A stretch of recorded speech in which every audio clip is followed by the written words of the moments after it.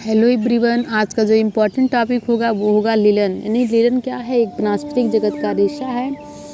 और अगली वीडियो में हम लोगों ने कपास के बारे में देखा था, कपास की खेती कैसे होती है, कपास की विशेषताएं कौन कौन सी होती हैं, रासायनिक विशेषताएं क्या हैं, भौतिक विशेषताएं क्या हैं, इनके बारे में हम लोगों ने क्या किया था, डीपली देखा था। अब इस वीडियो में क्या होगा, हम लोग लिलन के बारे में देखेंगे। लिलन की खेती कैसे होती है, लिलन का कार्यकाल कितने दिन में पूरा होता है, इन सब पॉइंट के बारे में हम क्या करेंगे, डीपली डिस्कस करेंगे। लिलन की बात की जाए तो लिलन भी एक वनस्पतिक तंतु है और इस तंतु के अधिकांश गुण कपास के तंतुओं से मिलते जुलते हैं। यह एक वस्त्र उपयोगी रेशा है जो वनस्पत जगत से प्राप्त किया जाता है। लिलन की बात की जाए तो लिलन फ्लेक्स के तने से प्राप्त होता है और इसके दो उद्देश्य होते हैं। कितने उद्देश्य होते हैं? दो होते हैं। एक होता है तंतुओं को प्राप्त करने के लिए और दूसरा होता है बीज को प्राप्त करने के लिए। लिलन वस्त्र का प्रयोग अत्यंत प्राचीन काल से होता हुआ चला आ रहा है। सर्वप्रथम इसका प्रयोग तथा विकास किस प्रकार हुआ, अभी यह सुनिश्चित ज्ञान उपलब्ध नहीं है। फ्लेक्स के तने से प्राप्त जो तंतु होते हैं वो अपने विशिष्ट गुणों के कारण विशिष्ट महत्व रखते हैं और इसके इतिहास को देखा जाए तो ये 10,000 वर्ष पहले मिलता हुआ चला आ रहा है। और इसमें क्या होता है, यूरोप के न्यूलोथिक जात के व्यक्ति लिलन के रेशों का प्रयोग मछली पकड़ने के जाल बनाने में करते थे। कहाँ के लोग? यूरोप के लोग। ठीक है। इस काल में मिस्र देश ने लिलन के तंतुओं से वस्त्रों के कारण काफ़ी प्रसिद्ध प्राप्त हुआ और यहाँ के जो बने वस्त्र होते थे वो बारीक सूक्ष्मता, अपने स्वच्छता और अपने गुण से जो है विश्व भर में प्रसिद्ध थे। वहाँ काल मिस्र के जो राजा महाराजाओं के जो शव थे उनको सुरक्षित रखने के लिए परंपरा थी कि लिलन के वस्त्र को ही ढका जाए, लिलन के वस्त्र से ही ढका जाए। लिलन के वस्त्र राजा महाराजाओं को बहुत प्रिय बहुमूल्य वस्त्र माना जाता था और बाइबल में लिलन के बने वस्त्रों को शांति तथा पवित्रता का प्रतीक भी माना गया था। इससे क्या होता था, भारत में बौद्ध काल में बौद्ध भिक्षुओं द्वारा साधुओं के वस्त्र युमलावादे किससे बने हुए होते थे? लिलन के ही बनाए जाते थे। और चंद्रगुप्त मौर्य ने अपने प्रसिद्ध ग्रंथ कौटिल्य में लिलन के तंतुओं के बने वस्त्रों का वर्णन किया था। कपास से पूर्व भी लिलन का उपयोग भारतवर्ष में वस्त्रों के रूप में किया जा रहा था। इतिहास में इसके स्पष्ट प्रमाण मिलते हैं। और लिलन की बात की जाए तो लिलन क्या होता है, लिलन के उत्पादन में हाथ का श्रम अधिक लगता है और इसका उत्पादन मूल्य भी अधिक होता है। कपास की अपेक्षा लिलन महंगा होता है क्योंकि इसको उत्पादित करने में अधिक कठिन परिश्रम एवं हाथ के कार्य की आवश्यकता होती है। अब बात की जाए कि लिलन का जो रासायनिक सूत्र है वो क्या है, C6 है, S10 है और वो 5.10 है। ठीक है। ये कपास से मिलता जुलता है और ये वनस्पतिक सेलुलोजिक तंतु है। और यदि इसका बात की जाए कि इसका जो वनस्पतिक नाम है वो क्या है, तो यूसी टेडेशियम है। ठीक है। यूसी टेडेशियम है इसका पूरा नाम, वनस्पतिक नाम। इसको और क्या कहते हैं? इसको पवित्र रेशा के नाम से भी जानते हैं। इसी को प्राचीनतम रेशा भी कहते हैं और इसी को क्या कहते हैं? श्रमसाध्य रेशा भी कहते हैं। क्या कहते हैं? श्रमसाध्य रेशा भी कहते हैं। अब ये क्या है, ये लिलन का जो है प्रथम उत्पादन की बात की जाए तो लिलन का जो प्रथम उत्पादन है वो आपका कहाँ है? रूस में मिलता है। कहाँ पे? रूस में। अच्छी गुणवत्ता वाला लिलन कहाँ मिलता है? तो आयरलैंड में होता है, आयरलैंड में मिलता है। ठीक है। लिलन का जो फसल चक्र होता है वो कितने साल का होता है? 6 से 7 साल का होता है। इसकी मिट्टी को उपजाऊ बनाने में कितना साल लगता है? तो 1 साल लगता है। ठीक है। ये तो सारा क्या था, पॉइंट था। अब लिलन की खेती के बारे में बात की जाए तो लिलन की खेती में कैसी मिट्टी चाहिए? तो भुरभुरी मिट्टी चाहिए। पानी कैसा चाहिए? तो साफ पानी चाहिए। जलवायु कैसी होनी चाहिए? समशीतोष्ण नम जलवायु होनी चाहिए। ठीक है। और इसके बोने का समय कौन सा होता है? वो आपका अप्रैल और मई होता है। बोने की बात की जाए तो अप्रैल और मई होता है।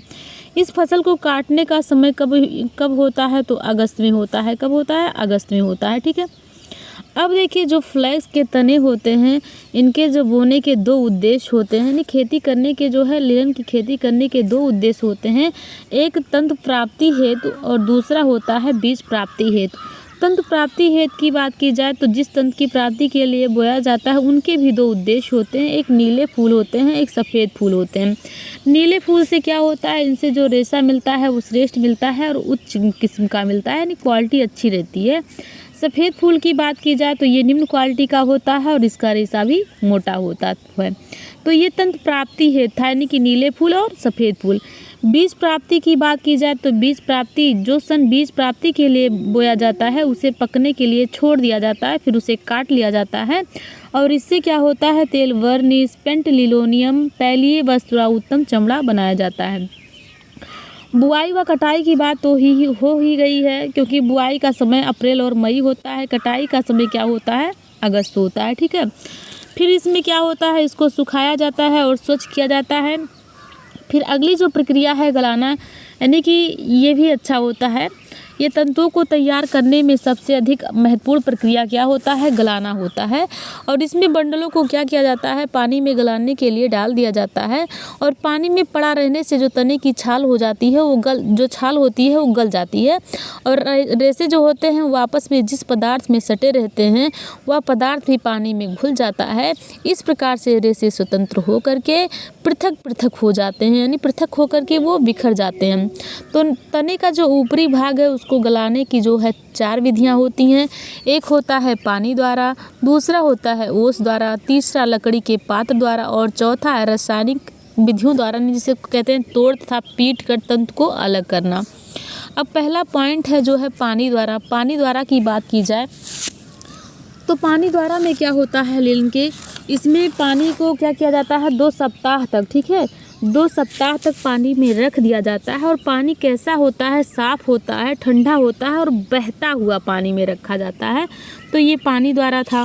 दूसरा जो पॉइंट था आपका ओस द्वारा, यानी इसको क्या किया जाता है, ओस के द्वारा गलाया जाता है। यानी इस विधि में पौधों को 3 तनों को 3 सप्ताह तक खुले मैदान में छोड़ दिया जाता है और दिन में सूर्य की गर्मी नियमित रूप से ऊपर नीचे करने से तनों का वर्गीकरण हो जाता है। इस प्रकार ये ओस द्वारा गलाया जाता है। अगला जो पॉइंट है वो आपका है लकड़ी के द्वारा, यानी लकड़ी के द्वारा या लकड़ी के पात्र के द्वारा। ठीक है, इसमें क्या होता है, गर्म पानी में लकड़ी के बर्तन को डाल देते हैं, फिर गर्म पानी में 70 से लेकर के 90 सेंटीग्रेड पाउनल प्रक्रिया द्वारा इसको गर्म कर दिया जाता है। इससे इसके रेशे क्या होते हैं, पृथक हो जाते हैं। अगला जो पॉइंट है वो है तोड़ तथा पीट कर तंतु अलग करना, जिसको हम रसायन विधि कहते हैं, रसायन विधियों द्वारा। तो इसमें क्या होता है, 2 एसिड का प्रयोग किया जाता है। ठीक है, रेटिंग प्रक्रिया में 2 एसिड का प्रयोग किया जाता है। एक होता है आपका ऑक्जेलिक एसिड और दूसरा होता है कास्टिक सोडा। ऑक्जेलिक एसिड का काम क्या होता है, इसमें रेशे को फुलाने का कार्य किया जाता है और कास्टिक सोडा क्या करता है, इसको साफ किया जाता है। ठीक है, वस्त्र निर्माण की प्रक्रिया की बात की जाए तो कताई होगा, बुनाई होगा, परिसज्जा होगा। ठीक, अब लिनन की जो बाहरी परत हैं उनको हम क्या कहते हैं, लिनन के बाहरी आवरण को क्या कहते हैं और किससे बना हुआ होता है, तो एपिडर्मिस से बना हुआ होता है। किससे बना हुआ होता है, एपिडर्मिस से। ठीक है, लिनन के पौधे पे क्या होता है, पेक्टिन नामक गोद पाया जाता है और यहाँ पर देखिए ये एक गन्ने की तरह होता है, जो गन्ने की तरह यहाँ गांठ होता है। उस गांठ में क्या होता है, गोद पाया जाता है। उस गोद का नाम क्या है, पेक्टिन है। क्या है, पेक्टिन है। और ये बात की जाए तो वनस्पति जगत का सबसे लंबा रेशा कौन सा है, आपका लीलन है। इसकी लंबाई कितनी होती है, लीलन के रेशे की लंबाई कितनी होती है, 10 से 20 इंच का होता है। ठीक है, 10 से 20 इंच का होता है। तो और इससे जो बना हुआ मडापोलम है, इससे जो बना हुआ होता है, कपास लीलन शैली से बना हुआ इसका जो कपड़ा कहलाता है वो क्या कहलाता है, मडापोलम कहलाता है। क्या कहलाता है, मडापोलम कहलाता है। ठीक है, अब बात की जाए कि ये तो था आपका लीलन। ठीक है, अब लिनन में क्या होता है, लिनन में कल्टीवेशन होता है, हार्वेस्टिंग होता है, ड्राइंग होता है, रिपलिंग होता है, रेटिंग होता है, ब्रेकिंग होता है, डार्टिंग होता है, स्काउचिंग यानी कि पीट करके रेशे को अलग किया जाता है। यानी पहले जो प्रक्रिया होता है इसमें बुआई होती है, फिर एकत्रित किया जाता है, फिर सुखाया जाता है। ठीक है, फिर क्या किया जाता है, सुखाया जाता है, फिर क्या होता है, इसको फुलाया जाता है, फिर क्या किया जाता है, इसको गलाया जाता है, फिर इसको तोड़ा जाता है। ठीक है, इनके रेशे को तोड़ा जाता है, फिर क्या होता है, पिटाई होती है। ठीक है, फिर पीट करके अलग किया जाता है, फिर क्या किया जाता है, कंघी करना, यानी कॉम्बिंग जिसको कहते हैं, उनको हम कहते हैं कंघी करना, यानी रेशे पर क्या किया जाता है, कंघी किया जाता है। फिर हैकलिंग किया जाता है, हैकलिंग मीन्स होता है टांगना, ठीक। फिर क्या किया जाता है, इस पर स्पिनिंग की जाती है, स्पिनिंग की जाती है। फिर वीविंग किया जाता है, यानी कि बुनाई की जाती है, ठीक है। फिर फिनिशिंग होता है, फिर ड्राइंग होता है, यानी कि रंगना होता है, फिर प्रिंटिंग यानी कि छापना होता है। इस प्रकार से क्या होता है, लिनन का वस्त्र तैयार होता है। आई होप आप सभी को समझ में आया होगा।